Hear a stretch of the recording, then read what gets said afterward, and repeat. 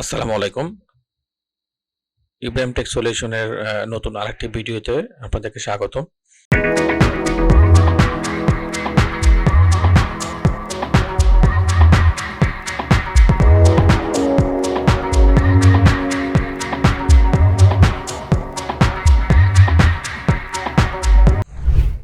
আজকে আমি কিভাবে একটা ডোমেইন আপনার কেনা আছে, সেই ডোমেইনটা হয়তো কোনো একটা কোম্পানি থেকে নিয়ে আসে, তো সেই কোম্পানিতে আপনি রাখতে চাচ্ছেন না, আর একটা কোম্পানিতে ট্রান্সফার করবেন। তো কিভাবে এই প্রসেসগুলো কমপ্লিট করবেন সেটা নিয়ে আজকে আলোচনা করব।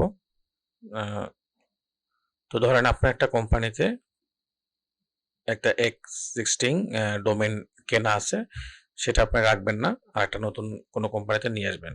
যেমন ধরেন আমার ডায়না হোস্ট থেকে একটা ডোমেন পারচেস করা আছে।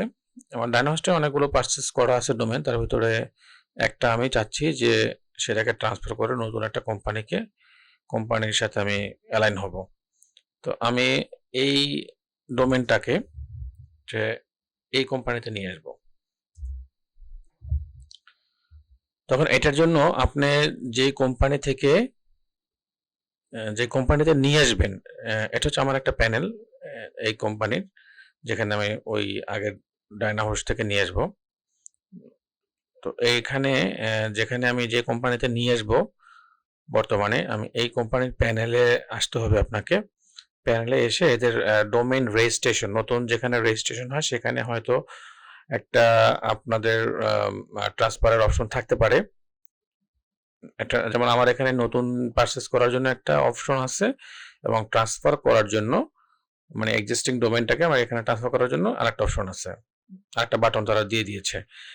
তো এটাও হতে পারে, অথবা কোনো পপ আপ মেনুতেও ট্রান্সফারের একটা অপশন করে রাখতে পারে। এটা কোম্পানি ওয়াইজ ডিপেন্ড করে যে কোম্পানি তার সার্ভিসটা কিভাবে প্রোভাইড করবে। তো আমি যেহেতু ট্রান্সফার করবো, তো আমি ট্রান্সফারে চলে যাব। তো আমাকে নতুন একটা পেজ এখানে দিচ্ছে যে আমি যেই ডোমেনটা, এখানে বলতেছে যে আমি যেই ডোমেনটা ট্রান্সফার করতে চাচ্ছি সেটাকে ওখানে নিয়ে বসাতে হবে আমার। তো আমি যেহেতু এটাকে ট্রান্সফার করব, সো এটা আমার ওখানে দিতে হবে আর কি, এই ডোমেন নেমটা। তো ডোমেন নেমটা এখানে আসলে ট্রান্সফার করার জন্য দুইটা জিনিস আপনাকে মাথায় রাখতে হবে। একটা হচ্ছে অথেন্টিকেশন, আর একটা হচ্ছে ইপিপি কোড। মানে সরি, একটা হচ্ছে ইপিপি কোড, আর একটা হচ্ছে আপনার রেজিস্টার আনলক করা থাকতে হবে। তো আমি এই ডোমেন ম্যানেজমেন্ট অপশনে চলে যাই। ডোমেন ম্যানেজমেন্ট অপশনে গিয়ে আমি দেখাচ্ছি। ডোমেন ম্যানেজমেন্টটা হচ্ছে আপনি এখান থেকে ডোমেনের সবকিছু ম্যানেজ করতে পারবেন, বা আপনার আপনার যে অপশনগুলো প্রয়োজন সেটা আপনি নিজেরাই এখান থেকে সেই অপশনগুলো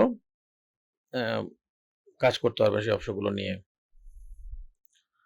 আমি যেটা বলতেছিলাম যে আসলে ডোমেইন সিকিউরিটি পারপাস ডোমেইনটাকে রেজিস্টার লক করা যায়।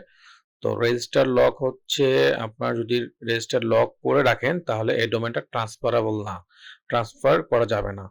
সো এখানে দেখেন অপশন আছে রেজিস্টার লকের একটা অপশন আছে। আমার এই কারেন্টলি ডোমেইনটা কিন্তু আনলক করা, আমি লকটা আসলে করিনি। তো আমি এটাকে ডোমেইন রেজিস্টার ট্রান্সফার করতে পারবো। বাট আপনাদের যদি ডোমেইন রেজিস্টার লকও থাকে, এই যে এখানে এসে আপনার ভিতরে অপশনে ঢুকলেই আপনি এখানে আনলকের অপশন পাবেন, সেখান থেকে আনলক করে নিতে পারবেন। আবার যদি আনলক থাকে, আপনার ডোমেন রেজিস্টার লকে গিয়ে সেখান থেকে লক করেও দিতে পারবেন। এটা টোটালটা আপনার উপর ডিপেন্ড করবে। সো এটা নিয়ে টেনশন করার কিছু নেই। যদি লক থাকে আনলক করে নেবেন, আর যদি আনলক থাকে আপনারা চান ট্রান্সফার করবেন না, লক করে রাখবেন ডোমেনটাকে, তাও এখান থেকে করতে পারবেন। আচ্ছা, গেল একটা। সেকেন্ড অপশন হচ্ছে আপনাকে একটা ইপিপি কোড, যেটা হচ্ছে ট্রান্সফারের জন্য মাস্ট দিতে হবে। ইপিপি কোড মানে অথেন্টিকেশন কোড। আপনার একটা থেকে আরেকটা ট্রান্সফার, একটা কোম্পানিতে ট্রান্সফার করতে হলে আপনাকে এটা ম্যান্ডেটরি যে এই অথেন্টিকেশন কোডটা আপনাকে সাবমিট করতে হবে। এখন এইটা কোম্পানি ওয়াইজ অনেক সময় দেখা যায় আপনাকে, অনেক কোম্পানি আছে মেইল করে দেয়। আপনি যখন ডোমেন পারচেজ করেন তখন তাদেরকে একটা মেইল দিয়েছেন, সো সো সেই মেইলে অনেক সময় অথেন্টিকেশন কোডটা দেয়। আর যেমন আমার এখানে কিন্তু অথেন্টিকেশন কোড মেইল করে দেওয়ার দরকার নেই, এখানে তারা অলরেডি প্যানেলে দিয়ে দিয়েছে আমাকে। হ্যাঁ, সো আমি এই কোডটাকেই ওখানে বসিয়ে দিতে হবে আমার। তো আমি কোম্পানির নামটা প্রথমে বসাই, আমি কপি করে নিচ্ছি নামটা যাতে ভুল না হয়, ডোমেনে ভুল হলে তো আর ট্রান্সফার হবে না। সো আমি কপি করে বসিয়ে দিচ্ছি এখানে, বসিয়ে দিয়ে আমি ট্রান্সফারে ক্লিক করব। ট্রান্সফারে ক্লিক করার সাথে সাথে আমাকে সেই ইপিপি অথেন্টিকেশন কোডটাও চাচ্ছে, যে এটা ছাড়া আসলে ট্রান্সফার পসিবল না। সো আমাকে ইপিপি কোডটা কপি করে নিয়ে আসি,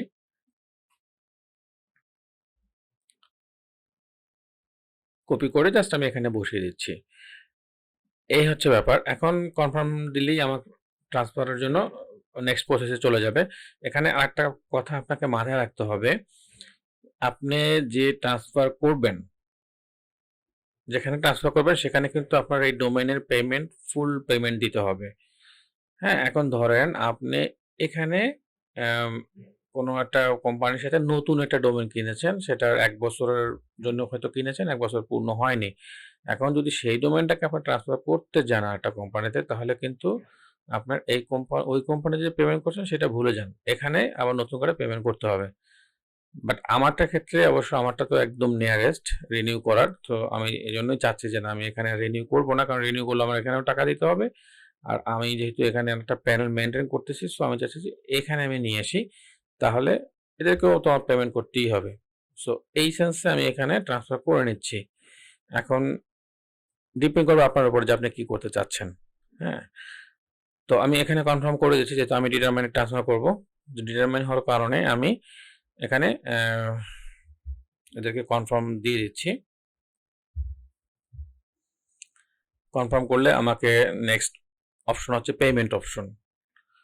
পেমেন্টটা করে দিলে বাকি প্রসেসটা আসলে এনারা করে নেবে, এই কোম্পানি বাকি প্রসেসটা করে নেবে।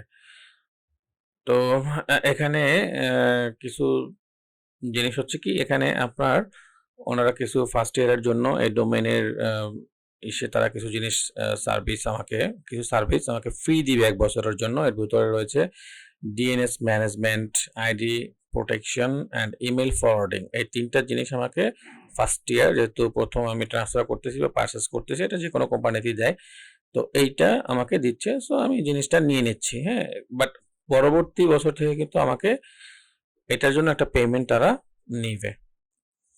তো আমি 1 বছর পেমেন্ট, এটা যেহেতু ফিচার কিছু এখানে আমি অ্যাভেল করতে পারবো এবং কিছু সিকিউরিটি ইস্যু আছে, সো আমি এটা নিয়ে নিচ্ছি। তো এরপরে প্রসেস হচ্ছে, আর এখানে যে এখানে কিছু নেম সার্ভার তারা অটোমেটিক্যালি দিয়েছে। নেম সার্ভার যেটা আছে সেটাই থাকবে, এটাকে ট্রান্সফার করার কোনো বা চেঞ্জ করার দরকার নেই, কারণ এটা হচ্ছে এদের নেম সার্ভার। তো আমি নেক্সট প্রসেসে কনফার্ম করে চলে আসলাম। এখানে হচ্ছে জাস্ট পেমেন্ট অপশন।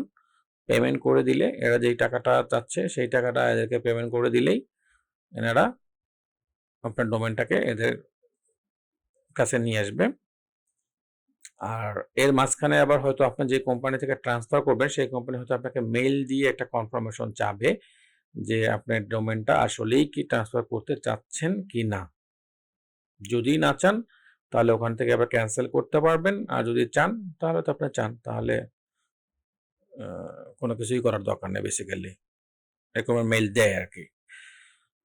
তো এই হচ্ছে, আমি হয়তো চেক আউট করে নিব, পেমেন্ট দিয়ে দিব, পেমেন্ট দিলে আমার এটা ট্রান্সফার হয়ে যাবে। তো এই ট্রান্সফারের মাঝখানে হয়তো কিছু সময় লাগবে ট্রান্সফার করার জন্য, বাকি প্রসেসটা সম্পূর্ণ করার জন্য। এই হচ্ছে ব্যাপার। তো সবাইকে আসলে আবারও অনেক অনেক ধন্যবাদ যে আমার সাথে থাকার জন্য। আর আমি আসলে একটা রিকোয়েস্ট করব আপনাদেরকে, যে আমার চ্যানেলটাকে যদি সাবস্ক্রাইব করেন বা একটা লাইক বা একটা কমেন্টস করেন, তাহলে এটা আসলে ভিডিওগুলো মেক করতেছি আপনাদের জন্য, তো আমি আরো ইন্সপায়ার্ড হব ফার্দার ভিডিওর জন্য।